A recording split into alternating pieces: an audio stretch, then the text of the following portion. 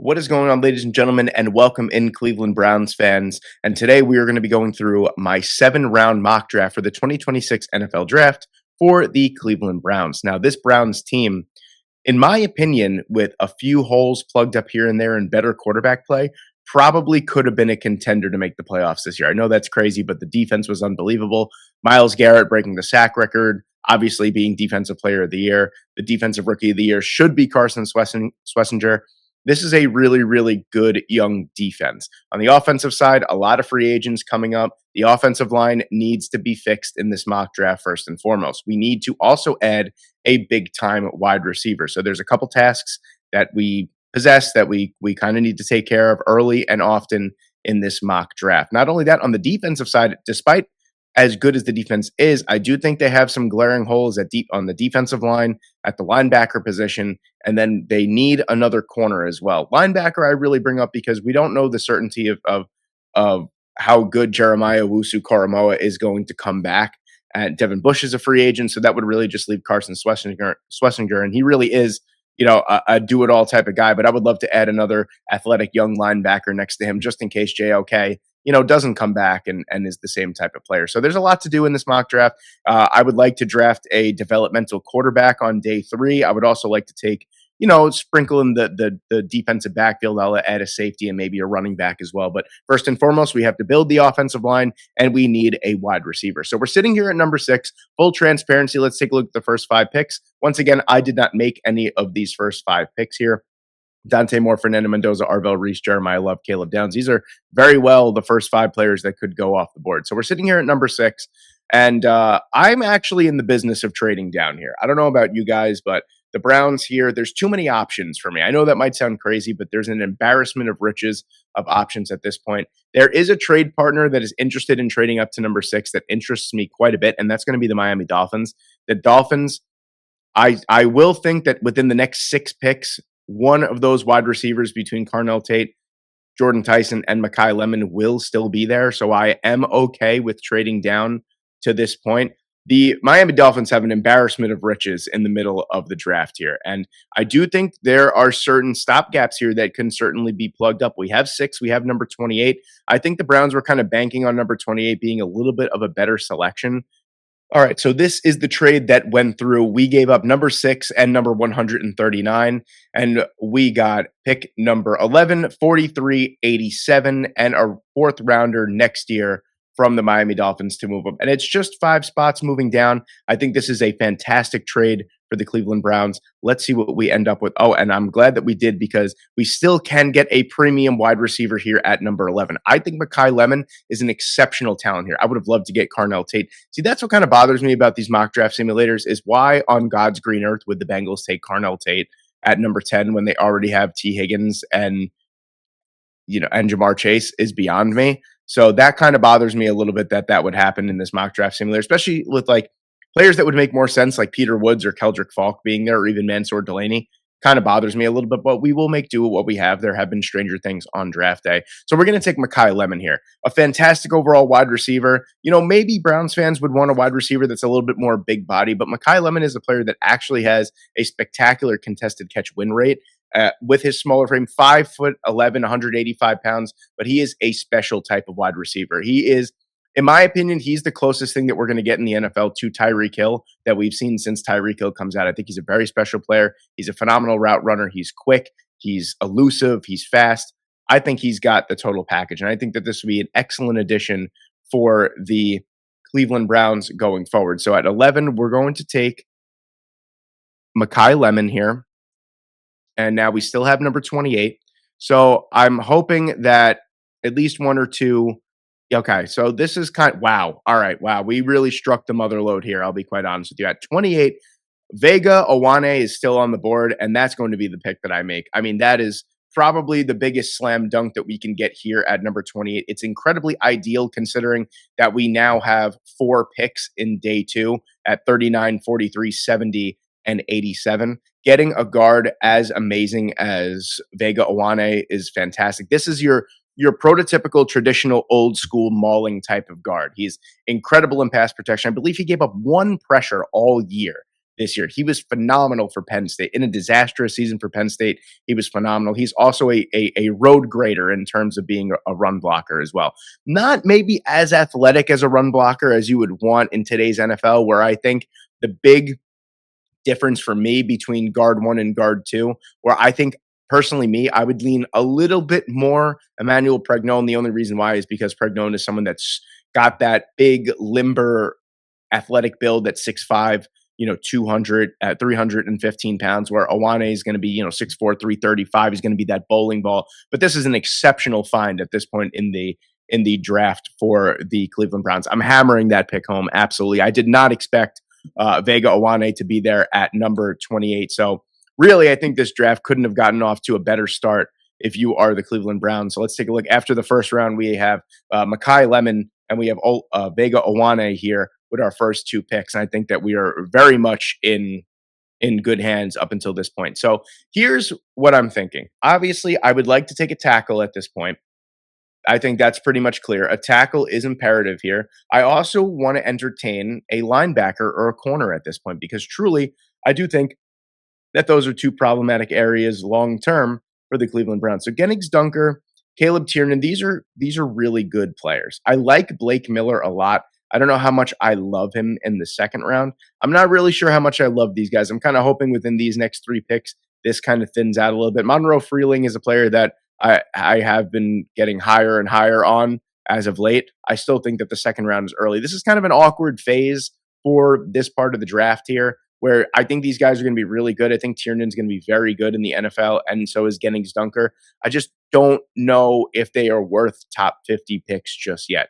Anthony Hill Jr., adding him to this team, golly, would make so much sense. I know Browns fans are probably going to kill me for adding a linebacker this early, but I think adding a athletic linebacker like Anthony Hill Jr. to a Carson Schlesinger would just be, wow, that would be unbelievable for the Browns defense. I'm going to have to do it.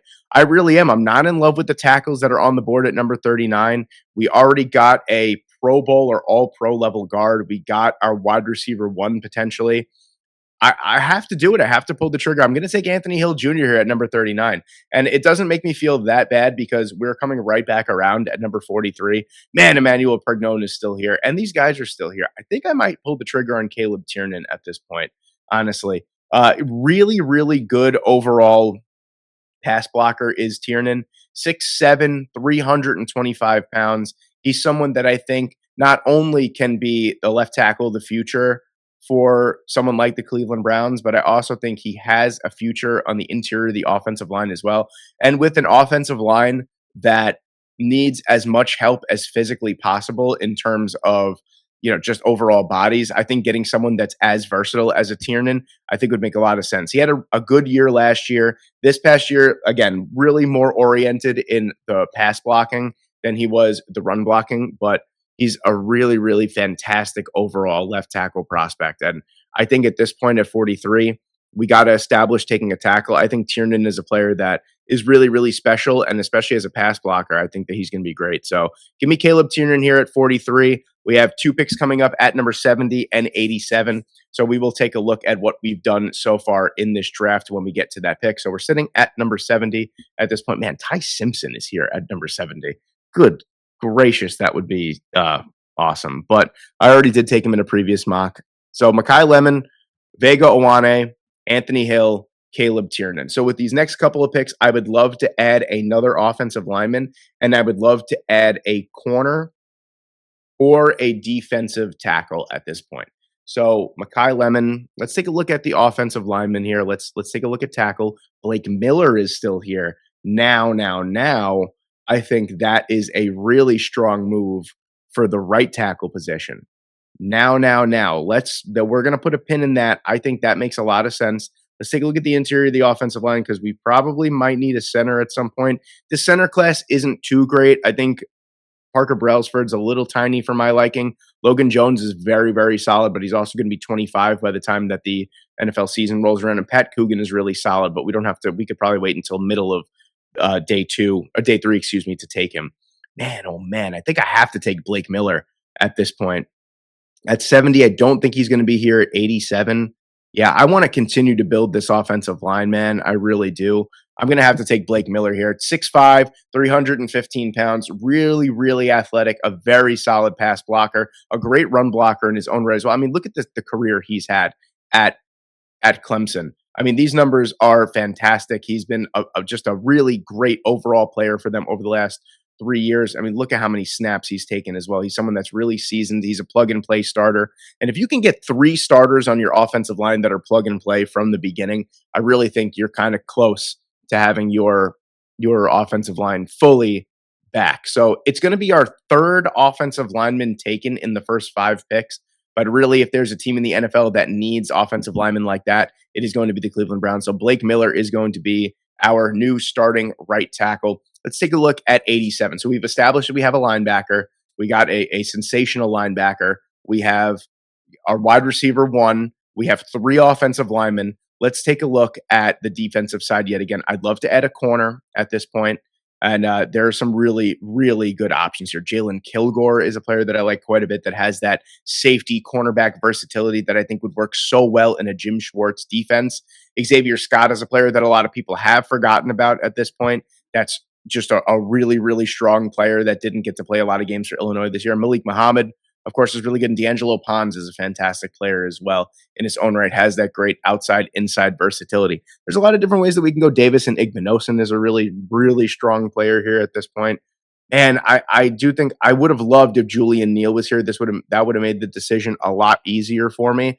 But this is a tough one. Let's take a look at defensive tackle before we before we make our decision. So let's go. Where is it? Defensive tackle here. Defense. Oh, Skylar Gill Howard is a player that I'm quite enamored with. I do think that the Cleveland Browns need a pass rush oriented defensive tackle. Shelby Harris is 35 years old, is also a free agent. Mason Graham looks like your run stuffer of the future. He did get a good amount of pressure. I think he had 36 pressures this season as a rookie and as a predominantly run stuffing defensive tackle. That's very, very good. I don't think we're ever going to see it truly as a pure pass rusher for Mason Graham, but I think if he could play just like that and be as influential for the defense as he was this past year, I think you have a great, what was he, the 5th overall pick, I believe? You have a great top 5 pick from the 2025 NFL draft. I think we're going to have to go back to corner. I just kind of like what I see a little bit more from there. I love Jalen Kilgore. I think this makes a lot of sense overall. Just a great overall size. He's super young as well. And those freaks of nature from South Carolina over the last couple of years have been great pros. Malik Muhammad makes so much sense. So does D'Angelo Pons, man. D'Angelo Pons has had such a good season, had a good career, basically, for the Indiana Hoosiers. And I mean, the only thing that kills me is just his size, to be quite honest with you. But I think at this point, Martin Emerson is a free agent. There's a lot of depth that's free agents. You still have Tyson Campbell. You still have Denzel Ward, of course. And maybe you can start a D'Angelo Pons in the nickel at this point. I don't think it's out of the realm of possibility. I like Malik Muhammad as well. I think he's another player that, could go relatively highly as well. He had another very, very solid season for the Texas Longhorns, another player that has that inside, outside versatility as well. I think I like Pons a little bit more. I think he kind of fits the Jim Schwartz defense a little bit better, despite the size. I do think he's absolutely worth it. He's been a phenomenal player for Indiana over his career. And we're going to take a corner here at number 87 to round out really our first 3 rounds. And I think this has gone really great, to be honest with you, up until this point. So at 107, I really want to get back to potentially adding a pass rushing defensive tackle. The only problem is in this draft class, you really don't have too many of those guys. Did Skylar Gill Howard get picked? That is my question. If he didn't, and I don't think he did, I think that's going to be the move here. It doesn't look like Skylar Gill Howard was selected, and that's going to be our pick. Skylar Gill Howard, 6'1", 290 pounds, a little bit undersized, but a pass rush demon, and has been over his entire career. He's been exceptional. Look at the pass rush win rate, the true pass set pass rush grade. 14.4% from the interior is exceptional. He didn't play the entire season for Texas Tech, but he was awesome when he did play. Last year, he was great as well. This is going to be the player that I think that we put long-term next to Mason Graham and just continue to add to this, pass rush oriented Cleveland Browns starting defensive line. So we're going to take Skylar Gill Howard here at number 107. we have a little bit of a gap here. We have to wait until 144, but that's okay. I think we've added some really, really solid overall players so far. Maybe at this point, I'm going to look to add a developmental quarterback at this point. Maybe someone, oh, goodness gracious. Look, my prayers are just being answered every single time I turn around. This has been awesome so far. I think Drew Aller is honestly the move at this point. Cade Klubnik is another player that I feel like kind of got a lot of hate this year after potentially being someone that could have been a first round pick. Kind of fell off there, but man, if I'm a new head coach and I see Drew Aller on the board at 144, I think I'm going to have to try and develop those tools. Right? Am I wrong in saying something like that? What does Klubnik have that Aller doesn't? I don't really think much, to be honest with you. I think Aller is the more malleable piece out of the two. Man, he wasn't really having a great season either. The last couple of years, he was pretty good for the most part. I mean, Penn State just wasn't having a great season. Yeah, I'm going to have to take Drew Aller here. I think as a developmental quarterback with someone that has tremendous upside, I think I'm going to have to take him. I think that Aller's upside is much higher than Klubnik's here. So with these two picks being back to back, essentially, I think we could hold off on potentially taking another offensive lineman at this point or another wide receiver, and we could take a developmental quarterback, and that's what we're going to do at 144. We're going to take Drew Aller. So 147. God, we could take both of them if we really wanted to, kind of like what they did with Dylan Gabriel and Shadir Sanders. No, not really. I'm not doing that again. Let's take a look at the wide receivers that are on the board. Ooh, and I like this a lot. I think our next pick is 205. So I'm okay with taking another wide receiver right now, especially if Chase Roberts is on the board. So I think the Cleveland Browns, especially if they add someone like Mekhi Lemon in the first round, I think you're going to need some kind of size, downfield, contested catch wide receiver. And I think Chase Roberts fits that build very well. 6'3", 210 pounds, was phenomenal for BYU this past year, was really great for them the year before as well. And Roberts is a player that is a very, very good run blocker as well. And that's something that's really big for me in terms of evaluating wide receivers. You have to be able to block to get the ball as well. And I think Roberts would make a lot of sense for the Cleveland Browns at this point here. We got our smaller, speedier wide receiver that, is going to be a yards after the catch king. Let's get Chase Roberts, someone that kind of reminds me of what Donovan Peoples-Jones was for the Cleveland Browns years back. Someone that, you could rely on to win down the field. He's a big body that can make those contested catches, and he's someone that you look for in the red zone as well. So we're going to take Chase Roberts here at number 147. And I love the way that this mock draft has kind of fallen out for the Cleveland Browns so far. Let's just take a look before we hit our last two picks.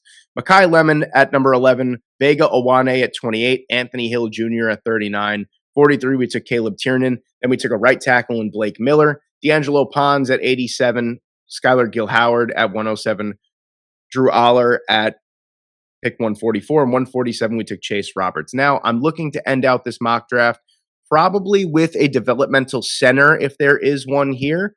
And I would also like to look at another running back as well, just because, with Quishon Judkins having an absolutely devastating injury, there's no guarantee that, I'm not in love with what we have here for the most part. Sam Hecht is a player that I like. Sam Hecht, is a player that I like quite a bit.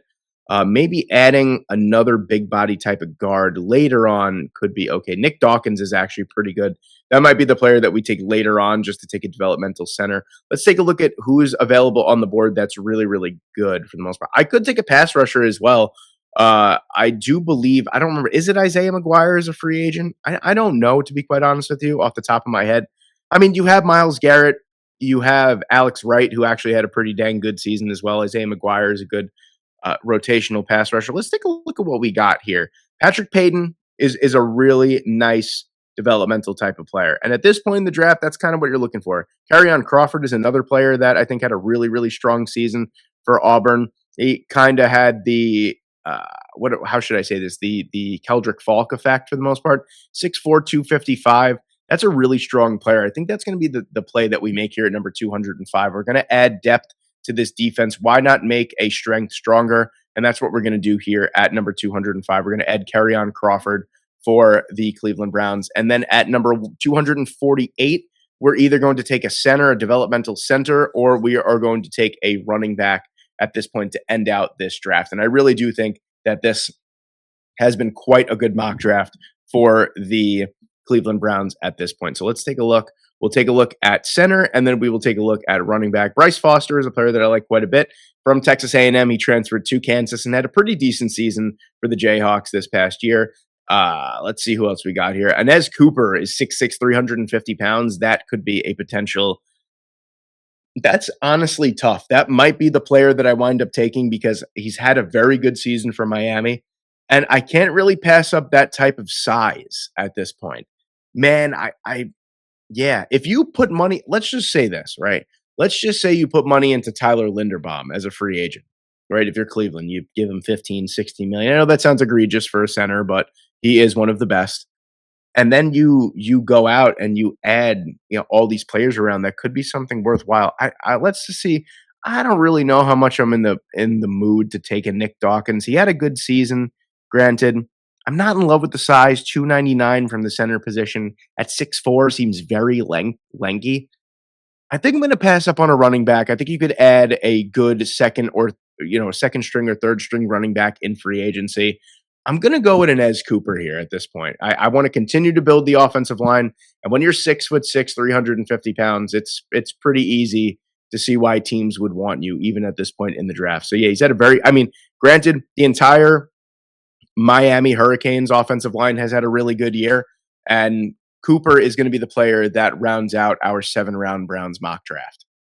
And just like that, ladies and gentlemen, there you have it. There is our 2026 7-round Cleveland Browns mock draft. What we first did was we traded the number 6 overall pick and number 139 to the Miami Dolphins. We got pick 11, pick 43, 87, and a 4th rounder for 2027. We took Makai Lemon at pick number 11. We took Vega Owane at pick number 28, Anthony Hill Jr. at 39.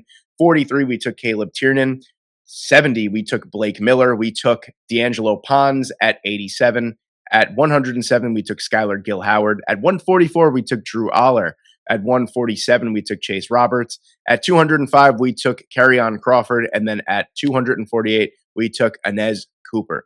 Let me know what you guys think in the comments section below. Thank you guys so much for watching today. I hope you enjoyed, and I hope I see you in the next one.